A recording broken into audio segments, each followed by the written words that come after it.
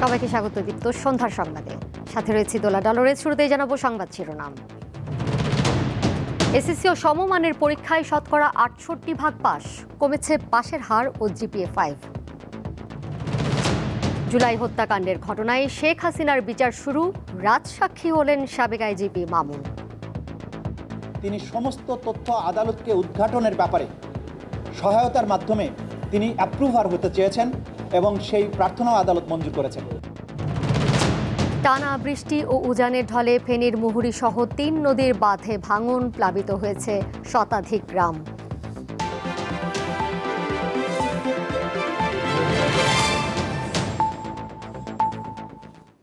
SSC ও সমমানের পরীক্ষার ফল প্রকাশিত হয়েছে। এতে পাশের গড় হার শতকরা ৬৮.৪৫%। এবছর পাশের হার ও জিপিএ 5 দুটোই কমেছে।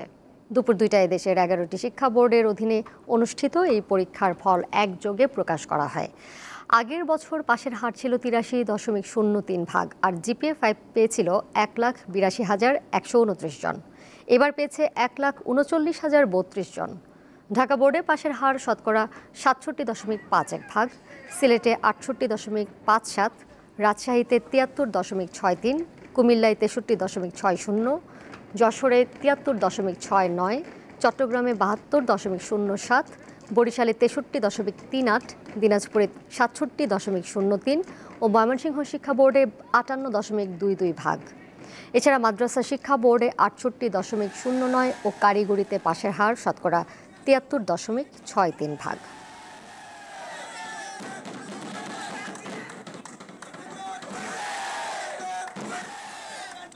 আমি A+ পেয়েছি সবগুলোতে, আলহামদুলিল্লাহ।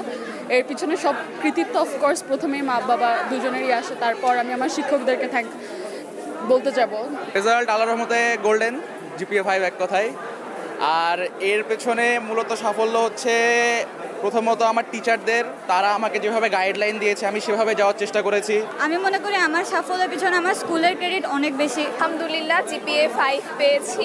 নম্বরপত্র তো এখনো পাইনি, সো কত নাম্বার পাবো সেটা এখনো জানি না। আশা করছি আশানুরূপ ফলাফল পাবো। জুলাই গণঅভ্যুত্থানের সময় সংঘটিত মানবতা বিরোধী অপরাধের মামলায় শেখ হাসিনার বিচার শুরুর আদেশ দিয়েছে আন্তর্জাতিক অপরাধ ট্রাইব্যুনাল। সাবেক এই প্রধানমন্ত্রীর সঙ্গে অন্য ২ আসামি হলেন সাবেক স্বরাষ্ট্রমন্ত্রী আসাদুজ্জামান খান কামাল ও সাবেক আইজিপি চৌধুরী আবদুল্লাহ মামুন।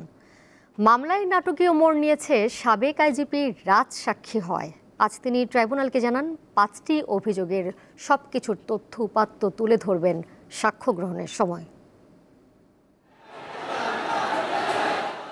২০২৪ সালের জুলাই আগস্টের গণ অভ্যুত্থানের পর থেকেই পলাতক তৎকালীন প্রধানমন্ত্রী শেখ হাসিনা সরকার বিরোধী ওই আন্দোলনে হত্যার নির্দেশদাতা বা সুপিরিয়র রেসপন্সিবিলিটির অভিযোগ রয়েছে তার বিরুদ্ধে। পরবর্তীতে আন্তর্জাতিক অপরাধ ট্রাইব্যুনালে যখন শেখ হাসিনার বিরুদ্ধে অভিযোগ আনা হয় তখন ওই বিষয়টিও সামনে আসে। এরপর শেখ হাসিনার ফাঁস হওয়া এক অডিও আলাপেও লিথাল ওয়েপন বা মরণাস্ত্র ব্যবহারের নির্দেশের বিষয়টি তদন্ত সংস্থা উল্লেখ করে। এখন লেটার ওয়েপন ব্যবহার করবে, যেখানে পাবে সেটা গুলি করবে। অবশেষে সেই জুলাইয়ে এসেই গণহত্যার মামলায় আনুষ্ঠানিক বিচার শুরু হচ্ছে শেখ হাসিনার। তিনি ছাড়াও মামলায় আসামি করা হয় সাবেক স্বরাষ্ট্রমন্ত্রী আসাদুজ্জামান খান কামাল ও সাবেক আইজিপি চৌধুরী আবদুল্লাহ আল মামুনকে। ত্রয়ীর বিরুদ্ধে মোট ৫টি অভিযোগ এনেছে তদন্ত সংস্থা। জুলাই এবং আগস্টে ১,৫০০ ছাত্র জনতাকে হত্যা করা হয়েছে, ২৫,০০০ মানুষকে আহত করা হয়েছে, যাদের মধ্যে চিরস্থায়ীভাবে অন্ধত্ব বরণ, চিরস্থায়ীভাবে অঙ্গহানি সহ নানান ধরনের মানবতা বিরোধী অপরাধ সংগঠন করার দায়ে তাদের বিরুদ্ধে সুপিরিয়র কমান্ড রেসপন্সিবিলিটির আওতায় অভিযোগ গঠন করা হয়েছে। আন্তর্জাতিক অপরাধ ট্রাইব্যুনাল ১ বৃহস্পতিবার মামলার আনুষ্ঠানিক অভিযোগ গঠন করে বিচার শুরুর নির্দেশ দেন। ৩ আগস্ট সূচনা বক্তব্য উপস্থাপন ও ৪ আগস্ট হবে সাক্ষ্য গ্রহণ। চার্জ গঠন হয়েছে। চার্জ গঠনের পরে আগামী ৩রা আগস্ট ওপেনিং স্টেটমেন্টের জন্য এবং ৪ঠা আগস্ট প্রথম সাক্ষ্য গ্রহণের জন্য দিন ধার্য করা হয়েছে। ২০২২ সালের ৩০ সেপ্টেম্বর থেকে ২০২৪ সালের ৬ আগস্ট পর্যন্ত আইজিপি ছিলেন চৌধুরী আবদুল্লাহ আল মামুন। এবার তিনি জুলাই আগস্টে গণহত্যার মামলায় রাজসাক্ষী হওয়ার আবেদন করলে ট্রাইব্যুনাল তা মঞ্জুর করে। এই যে ঘটনাটি মানবতা বিরোধী অপরাধ ২০২৪-এর জুলাই আগস্টে হয়েছিল, সেই অপরাধের সমস্ত কিছু যেহেতু তার জানবার কথা, তিনি সমস্ত তথ্য আদালতকে উদ্ঘাটনের ব্যাপারে সহায়তার মাধ্যমে তিনি অ্যাপ্রুভার হতে চেয়েছেন এবং সেই প্রার্থনাও আদালত মঞ্জুর করেছেন। অভিযোগ গঠনের মধ্য দিয়ে পুনর্গঠিত ট্রাইব্যুনালে দাখিল করা শেখ হাসিনার বিরুদ্ধে প্রথম কোনো মামলার বিচার শুরু হলো। মাহিদুর রহমান, দীপ্ত সংবাদ, ঢাকা। টানা বৃষ্টি ও উজানের ঢলে ফেনীর মুহুরী, কহুয়া ও সেলোনিয়া নদী রক্ষা বাঁধের অন্তত 21টি স্থানে ভেঙে শতাধিক গ্রাম প্লাবিত হয়েছে। তবে বুধবার দুপুর থেকে বৃষ্টি কমায় নদীর পানিও কমতে শুরু করেছে। বাঁধের ভাঙা স্থান দিয়ে পানি প্রবেশ অব্যাহত থাকায় প্লাবিত হচ্ছে নিচু এলাকা। পানি প্রবেশ করছে ছাগলনাইয়া উপজেলার বিভিন্ন গ্রামে। একাধিক সড়ক পানিতে তলিয়ে বন্ধ রয়েছে যান চলাচল। দুর্ভোগে রয়েছেন হাজারো মানুষ। দক্ষিণের জেলা বরগুনায় বৃষ্টিতে বিভিন্ন স্থানে জলাবদ্ধতা দেখা দিয়েছে। ভেসে গেছে বিভিন্ন এলাকার মাছের ঘের, তলিয়ে গেছে ফসলি জমি। বাগেরহাটের 9টি উপজেলার নিম্নাঞ্চল প্লাবিত হয়েছে। জলাবদ্ধতায় মাগুরা পৌর এলাকায় দুর্ভোগে পড়েছেন স্থানীয়রা। ভারী বর্ষণে বান্দরবনে দেখা দিয়েছে পাহাড় ধসের শঙ্কা। এতে আতঙ্কে রয়েছেন পাহাড়ের পাদদেশে ঝুঁকিপূর্ণভাবে বসবাস করা বাসিন্দারা।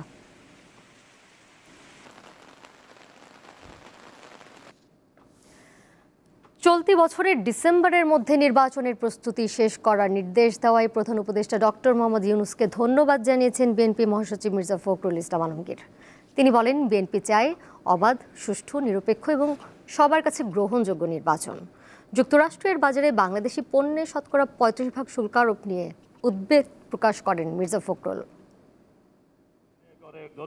বৃহস্পতিবার জাতীয় প্রেস ক্লাবে জুলাই গণ অভ্যুত্থানে সাংবাদিকদের ভূমিকা শিরোনামে আলোচনা সভার আয়োজন করে বাংলাদেশ ফেডারেল সাংবাদিক ইউনিয়ন ও ঢাকা সাংবাদিক ইউনিয়ন। আলোচনায় সাংবাদিক নেতাদের পাশাপাশি পেশাজীবী ও বিভিন্ন রাজনৈতিক দলের কেন্দ্রীয় নেতারা অংশ নেন। প্রধান অতিথির বক্তব্য রাখেন বিএনপি মহাসচিব। তিনি জাতীয় নির্বাচন সহ বিভিন্ন ইস্যুতে কথা বলেন। আমি আজকে ডক্টর প্রফেসর ইউনূসকে ধন্যবাদ দিতে চাই এই ফোরাম থেকে, যে তিনি নির্দেশ দিয়েছেন ডিসেম্বরের মধ্যে নির্বাচনের সব কাজ গুছিয়ে রাখার জন্য নির্বাচন কমিশনকে। এটা একটা অত্যন্ত ইতিবাচক ব্যাপার। And he deserves thanks for that. সীমান্ত হত্যা গুরুত্বের সঙ্গে মোকাবেলা করতে সরকারের প্রতি আহ্বান জানান মির্জা ফখরুল। প্রতিদিন ঘটছে এটা এবং সীমান্তের চারদিকে ঘটছে। সুতরাং এই বিষয়টাকে আরও গুরুত্ব সহকারে জনমত সৃষ্টি করার ব্যাপারে নিয়ে আসার দরকার এবং এই ব্যাপারে সরকারের প্রতিও আহ্বান জানাবো যেন সরকার এই বিষয়টাকে অত্যন্ত গুরুত্ব দিয়ে ভারতের সঙ্গে এটা দর কষাকষিটা চূড়ান্ত পর্যায়ে যায়। যুক্তরাষ্ট্রের বাজারে বাংলাদেশি পণ্যে বাড়তি শুল্ক আরোপ পোশাক শিল্পকে চাপে ফেলবে বলে মনে করেন বিএনপি মহাসচিব। আরো অনেক বেশি মনোযোগ দিয়ে সবচেয়ে যোগ্য ব্যক্তিদের এই সম্পর্কে বার্গেন করা নিয়ে তাদের মার্কিন যুক্তরাষ্ট্রের সঙ্গে কাজ করাটা প্রয়োজন ছিল। তো সময় বোধহয় এখনো চলে যায়নি। সঞ্জিদা প্লাবনী, দীপ্ত সংবাদ, ঢাকা। এবার থাকছে উদ্দীপ্ত, যা কিছু ভালো ও উদ্দীপনার।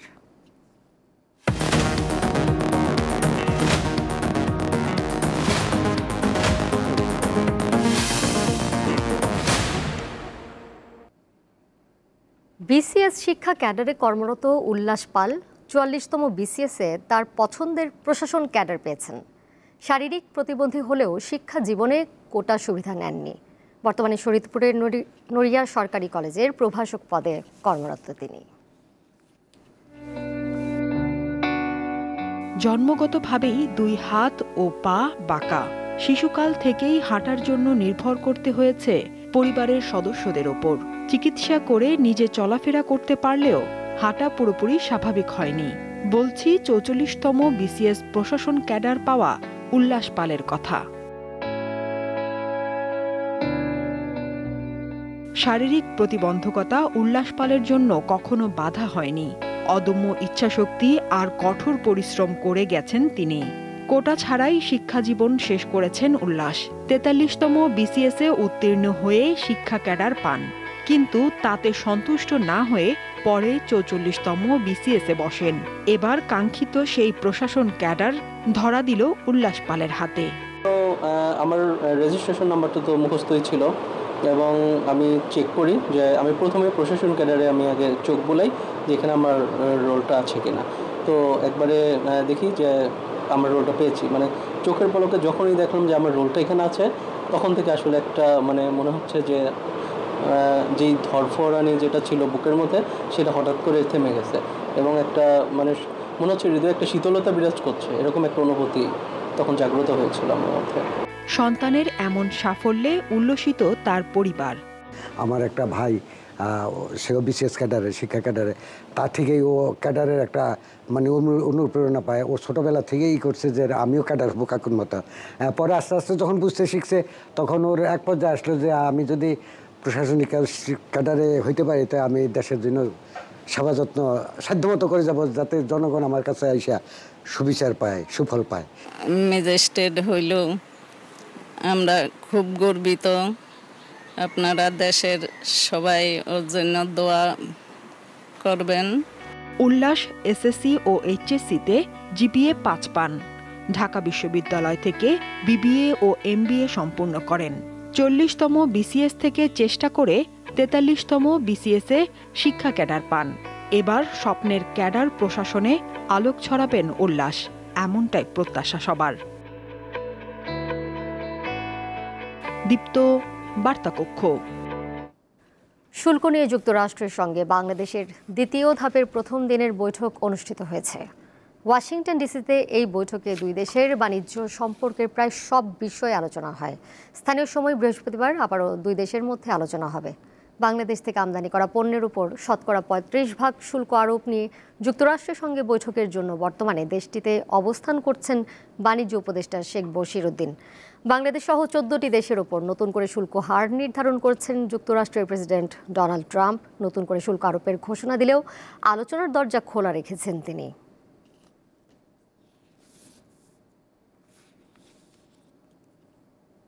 খেলার খবর। 3 ম্যাচ সিরিজের প্রথম টি20তে কিছুক্ষণ পর মাঠে নামবে বাংলাদেশ ও শ্রীলঙ্কা। পাল্লিকেলেতে এই ম্যাচটি শুরু হবে বাংলাদেশ সময় সন্ধ্যা 7:30টায়। টেস্টে নাজমুল শান্ত ও ওয়ানডেতে মেহেদি মিরাজের পর টি20 সংস্করণে অধিনায়কত্বের ব্যাটন লিটন দাসের হাতে, যার আবার ব্যাটের রান নেই। এজন্য শেষ 2 ওয়ানডেতেও খেলেননি তিনি, কিন্তু টি20তে তিনিই বাংলাদেশের অধিনায়ক।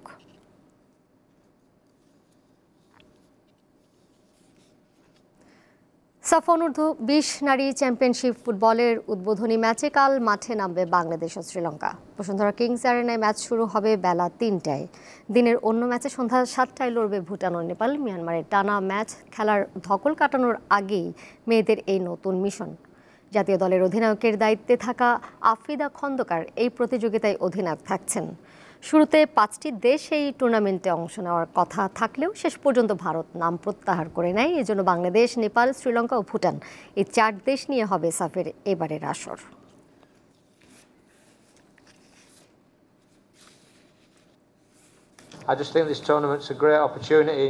আমাদের দল এখন দারুণ ফর্মে রয়েছে। এখনই উত্তম সময় আরও একটি ট্রফি জেতার। সেই সাথে আসরটি হচ্ছে নিজেদের মাঠে।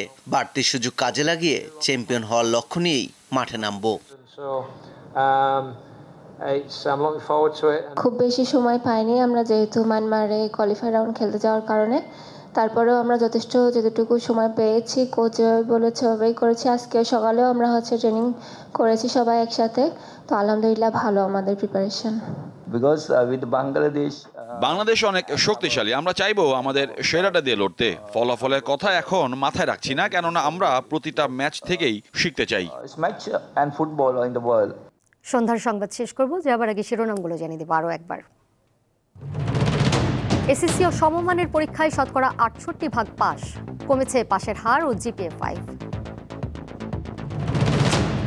জুলাই হত্যাকাণ্ডের ঘটনায় শেখ হাসিনার বিচার শুরু, রাজসাক্ষী হলেন সাবেক আইজিপি মামুন। টানা বৃষ্টি উজানের ঢলে ফেনীর মুহুরী সহ 3 নদীর বাঁধে ভাঙন, প্লাবিত হয়েছে শতাধিক গ্রাম।